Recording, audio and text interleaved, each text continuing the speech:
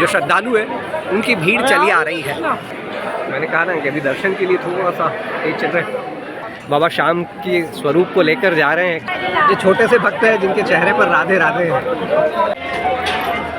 और दोस्तों, बाबा शाम की नगरी यानी कि खाटू श्याम में पहुंच चुका हूं और पूरी नगरी शाममय दिखाई दे रही है। हालांकि 11 हो चुकी है तो भीड़ उतनी नहीं है, लेकिन फिर भी ये बाबा शाम का दरबार है और यहाँ पर यदि भक्तों की भीड़ ना हो तो फिर क्या। मेरे साथी आगे निकल चुके, देखता हूँ किधर गए। और दोस्तों, इस तरह से जो श्रद्धालु है उनकी भीड़ चली आ रही है।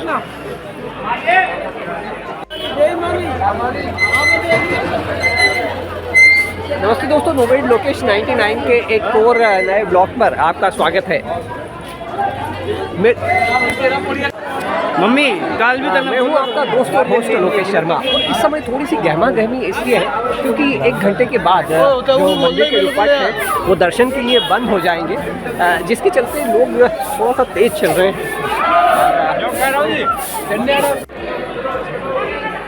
दोस्तों, आपको स्क्रीन पर दिखा दूँ। सबसे पहले तो मैंने कहा ना कि अभी दर्शन के लिए थोड़ा सा तेज चल रहे हैं।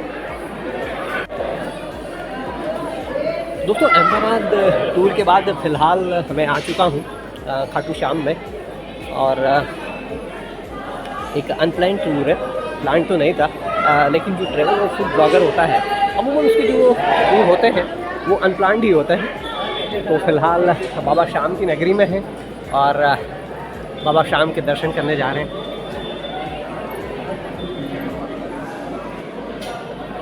और एक चीज़ और, जिस तरह से ओंकारेश्वर और उज्जैन में बाबा महाकाल की नाम की धूम रहती है, यानी कि जो भक्त लोग होते हैं वो अपने चेहरे पर बाबा महाकाल का या तो तिलक लगाते हैं या फिर उनका नाम।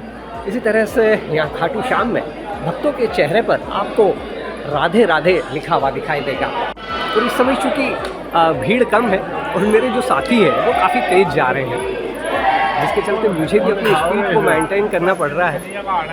लेकिन जो ब्लॉगिंग होती है उसमें इस स्पीड में मज़ा नहीं आता है। दोस्तों, पहले मैं दर्शन करवा देता हूँ, उसके बाद बाहर निकलकर बाबा शाम कथा है उसके बारे में बताता हूँ, उन जानकारियों को देता हूँ। दोस्तों, यहाँ भी उसी तरह कॉरिडोर के दोनों ओर आपको प्रसाद वगैरह की सारी दुकानें मिल जाएंगी जो क्रम से है। और यहाँ का भी जो बाबा शाम को जो प्रसाद चढ़ता है वो विशिष्ट होता है। अलग अलग तरह की जो मावे के पेड़े और पैठे होते हैं, स्वाद भी उनका अद्भुत होता है और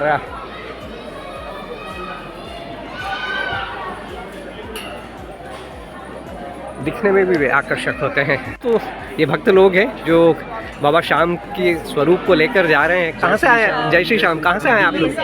दिल्ली से। ओके, जय श्री श्याम। जय श्री श्याम। और दोस्तों, आज बेहद जल्दी दर्शन होने वाले हैं और मंदिर परिसर में अंदर पहुंच गया हूँ और सामने बाबा के दर्शन होंगे। जय हो बाबा।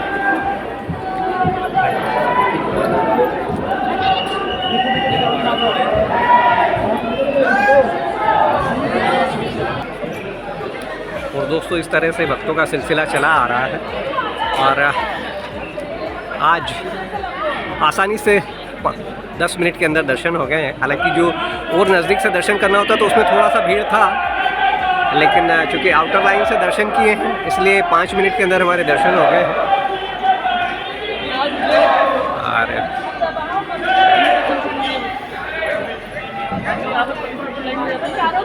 ये शाम का दरबार है और यहाँ शाम के दीवाने मिलेंगे आपको हर ओर।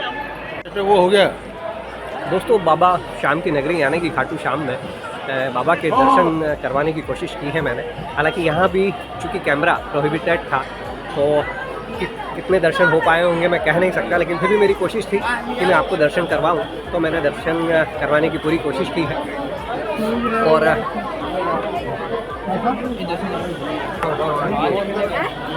यदि बाबा शाम की महिमा की बात करूं तो इन्हें वरदान मिला था कि कलयुग में ये पूजे जाएंगे। और यदि तथ्यों की बात करूँ तो ये जो है ये बार्बरिक है, यानी कि जो पांडव कालीन जो भीम हुए हैं महाभारत कालीन, उनके पोते होते थे बार्बरिक। और इनके बारे में ऐसा कहा जाता था कि ये जिस भी साइड रहेंगे, यानी कि युद्ध जो भी कोई युद्ध जो कमज़ोर है यदि ये उसकी साइड रहेंगे तो वो हार नहीं पाएगा। तो महाभारत के समय में ये कौरवों की तरफ हो गए थे शुरू में, लेकिन चूंकि बाद में यदि पांडव हारने लगते तो ये फिर पांडवों की तरफ आ जाते। तो ऐसी स्थिति में एक वो डायलेमा बनता कि न कभी पांडव जीत पाते और न कभी कौरव जीत पाते। तो जिसके चलते कि भगवान श्री कृष्ण ने बार्बरिक से उनका जिसे कहें कि देह दान मांग लिया था, यानी कि उन्हें कह दिया था कि अब आपको मुझे अपना शीश देना होगा और आप यहीं से। तो तब उन्होंने फिर कहा था कि मैं फिर इस युद्ध को कैसे देखूंगा। तब भगवान श्री कृष्ण ने उन्हें उस युद्ध को देखने के लिए जिसे कहें कि इस तरह की संरचना की थी कि वो उस युद्ध को देख पाए थे। तो ओवरऑल ये थी खाटू श्याम जी की महिमा। यदि खाटू श्याम जी की लोकेशन की बात करूं तो राजस्थान के सीकर ज़िले में आता है और जयपुर से भी नज़दीक है। अब ये डिपेंड करता है कि आप इंडिया के किस पार्ट से यहाँ तक आ रहे हैं। आप इंडिया के जिस भी पार्ट से आएंगे उस पार्ट से आपको कहीं ना कहीं कनेक्टिविटी मिलेगी, बाई ट्रेन, बाई रोड। और लगभग नहीं और जो एक और चीज़ अभी तुमको लेना है, यहाँ जिसके चलते पिछले कुछ सालों में जो खाटू श्याम जी के जो भजन हैं, जो भजन गायक हुए हैं, उन्होंने खाटू श्याम जी की महिमा का वर्णन कुछ इस तरह से किया है कि यहाँ दिन रात भक्तों का तांता लगा रहता है। और साथ ही जो जिस तरह से मैंने आपको रात में बताया था कि भक्त लोग निशान लेकर चलते हैं, और अभी भी इस साइड आप देखने की कोशिश करिए, मैं आपको दिखा रहा हूँ। इस तरह के निशान लेकर भक्त आते हैं और यहाँ बाबा को चढ़ाते हैं। जय श्री श्याम, जय श्री राम, जय श्री राम। दूध दे रहे हैं। कहाँ से मार्केट घूमना YouTube channel nomad Lokesh 99। Nomad location जरूर देखेंगे, जरूर हमें भी बिल्कुल बिल्कुल बिल्कुल। कल मैंने दंडवत यात्रा की थी वहाँ पर। अच्छा, कल दंडवत यात्रा की थी। Okay okay. खाटू से वो रिंगस से रिंगस से यहाँ पर क्या शुभ नाम लिखते हैं? ऋषभ। ओके दोस्तों, दिल्ली से आए हुए ऋषभ मिल गए जो कि श्याम प्रेमी हैं, श्याम भक्त हैं, और कल इन्होंने दंडवत यात्रा की थी रिंगस से खाटू श्याम तक की। तो मुझे कम से कम 6-7 दिन से ज़्यादा लग गए। 6-7 दिन से ज़्यादा लगे हैं। तो ये बाबा ने अच्छे से अच्छे दर्शन कराए। मुझे तो ऐसा लगा था पता नहीं कि इतनी करके आया हूँ कैसे होगा। यहीं कोई श्याम प्रेमी मिले तो अंदर जाकर आराम से ऐसे दर्शन कराए। ये पापा पूरा 18 किलोमीटर में ये मान लो 5 रुपये और मिला लीटर छाछ आप किसी सरदार जी ने लगी। पूरा इतनी भीड़ में भी पूरे दर्शन करवा के दर्शन करवाए। दोस्तों, ये बाबा श्याम का प्रताप है, ये बाबा श्याम की महिमा है, और इसीलिए यहाँ हर कोई कहता है जय श्री श्याम, हारे का सहारा बाबा श्याम। जय श्री श्याम। और दोस्तों, ये बाबा श्याम के दर्शन हो चुके हैं और बाहर आ चुके हैं, और ये पीके भाई है और साथ में विजय। और बाहर आकर हम छाछ का सेवन कर रहे हैं। यहाँ का मिष्ठान है, वो जो मिठाई है जो कि प्रसाद के रूप में भी यहाँ अर्पण होती है, उसका भी अपना टेस्ट है। लेकिन हमारे पीके भाई को आज छाछ पीने का मन था, इन्होंने मेरे हाथ में पकड़ा दिया। मेरे लिए थोड़ा डिफिकल्ट होता, बट ट्राई करके देखता हूँ कैसी छाछ है।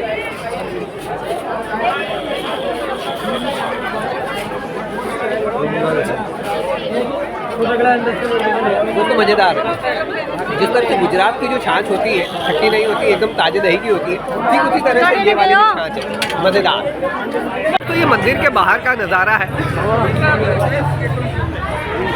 मिठाई की दुकानें हैं, बाबा के श्रृंगार की दुकानें हैं, और चारों ओर श्याम भक्तों का तांता है।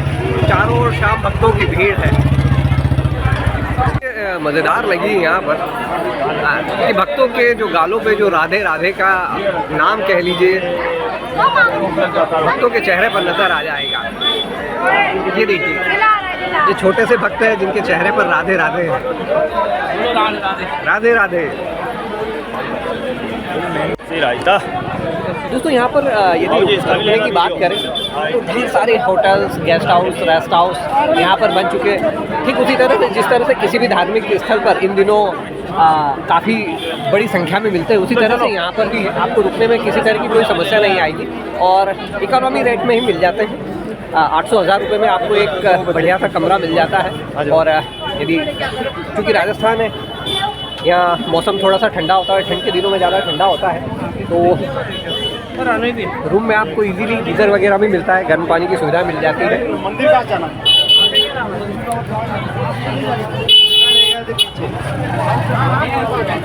यदि आप थोड़ा सा दूर ठहर जाते हैं तो यहाँ पर ई रिक्शाज हैं, जिनके मदद से आप मंदिर परिसर तक पहुँच सकते हैं। 10 से 20 रुपये चार्ज करते हैं, डिपेंड करता है कि आपका सौदा कहाँ पड़ता है।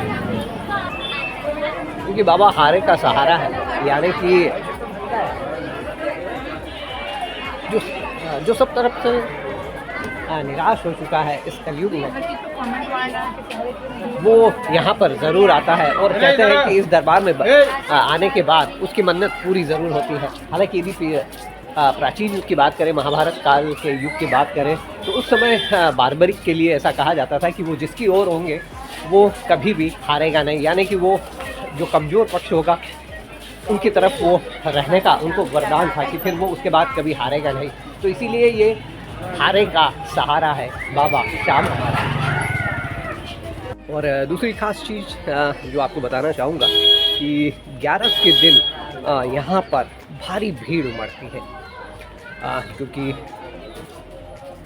भक्त उस दिन अपनी मन्नत के पूरा होने पर भी आते हैं या मन्नत लेने के लिए भी आते हैं, दोनों बात कह लीजिए। तो यहाँ उस दिन कम से कम 3 दिन पहले से भक्तों की भीड़ आना चालू हो जाती है और करीब 3 दिन तक ये सिलसिला चलता रहता है। हालांकि 11 से भी 2 दिन पहले ही गई है, लेकिन आज कंपैरेटिवली हमें थोड़ा सा इस तरह का माहौल मिला कि हमारे जो दर्शन है वो आसानी से हो गए, जल्दी हो गए। और यहाँ भी आपको छोटे छोटे बच्चे आपके मस्तक पर तिलक लगाने के लिए और चेहरे पर राधे राधे लिखने के लिए आपसे आग्रह करते मिल जाएंगे। और दोस्तों ये मनोज भाई है, अभी जिस होटल में हम ठहरे थे, क्या नाम था इसका? श्याम निवास में हम ठहरे थे रात में। और चूँकि मेरा जो चार्जर था वो कल रात में जहाँ हम खाने के लिए रुके थे वहाँ रह गया था, मिस हो गया था।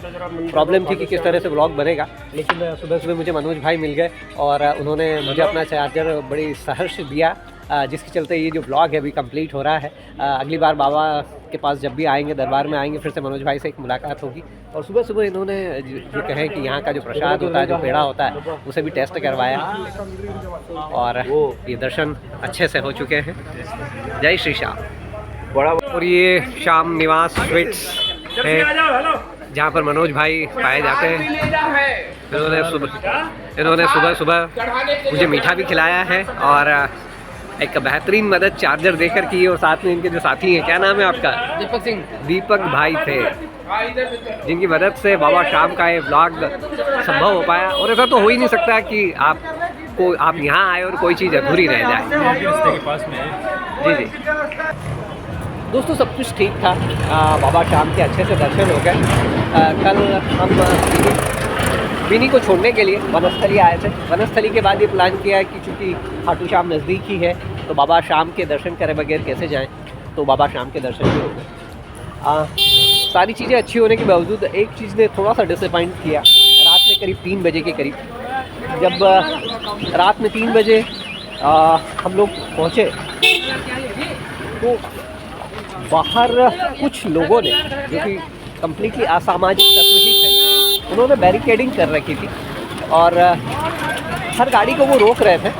और उनका कहना था कि यहाँ पर नगर पालिका का पार्किंग है और उसके आपको 100 रुपीज़ चार्ज करना होगा। लेकिन वो एरिया इतना दूर है और बेसिकली आज जब मैंने पता किया तो उनका जो टेंडर है वो ख़त्म हो चुका है और यह सीधी सीधी अवैध वसूली थी वहाँ पर उनके 100 रुपीज़ की। क्योंकि रात में 2 या 3 बजे कोई भी ये कंफर्म नहीं करता है कि ये वास्तव में नगर पालिका के बंदे हैं या नहीं है। बात 100 रुपये की नहीं होती है, बात ये होती है कि ऐसे धार्मिक संस्थान पर जहाँ भक्त लोग इतने धर्म और श्रद्धा के साथ आते हैं, वहाँ पर इस तरह की लूटमार, और वो भी उसमें से 1-2 बंदों ने जो कि ड्रंक थे उन्होंने इवन मेरा, जब मैंने उनका वीडियो बनाना स्टार्ट किया बात हुई तो उन्होंने मेरा मोबाइल छुड़ाने की भी कोशिश की। बदतमीजी पर वो उतरे। और जब मैंने उनसे कहा कि आप किस चीज़ का चार्ज ले रहे हैं, तो उनका कहना था कि ये नगर पालिका का पार्किंग है। हमने कहा कि हम जब यहाँ पार्क नहीं करना चाहते, तब उनका कहना था कि आप इधर से निकल जाइए, लेकिन रसीद तो कटाना होगी। और हमने कहा कि जब यदि रसीद ना कटाएं तो उनका कहना था कि आप अंदर नहीं जा पाएंगे। तो ये एक, अब इस तरह के इलिटरेट लोगों को ये समझाना, जय श्री कि श्याम के दरबार में आया है, आप उसे ये कह रहे हैं कि यदि आपने ये 100 रुपये का रिसीट नहीं लिया तो आप अंदर नहीं जा पाएंगे, तो इट्स टोटली अनबिलीवेबल। लेकिन चूंकि बात वही आती है, जब हज़ारों किलोमीटर दूर से, सैकड़ों किलोमीटर दूर से जब भक्त लोग आते हैं, तो उनके लिए 100 रुपया इतना मायना नहीं होता है, क्योंकि वो ऑलरेडी इतना खर्च करके आते हैं। वो शायद इसी साइकोलॉजी को, ये जो असामाजिक तत्व है, ये लोग भुनाने की कोशिश करते हैं। अब आप सोच कर देखिए कि खाटू श्याम में कितने श्रद्धालु आ रहे हैं या कितनी गाड़ियाँ आ रही हैं। मैं सिर्फ एक नॉर्मल सिंपल वे में एक आंकड़ा पकड़ूं कि यदि सिर्फ 50 गाड़ियों की बात कर लें हम उस समय, तो ये 5,000 रुपये रोज़ का एक फिगर होता है, जो कि 1.5 लाख रुपए महीने पे पहुंचता है। और किसी भी तरह से ये जस्टिफाई नहीं है, क्योंकि उनका वहाँ पर कोई टेंडर बचा ही नहीं है।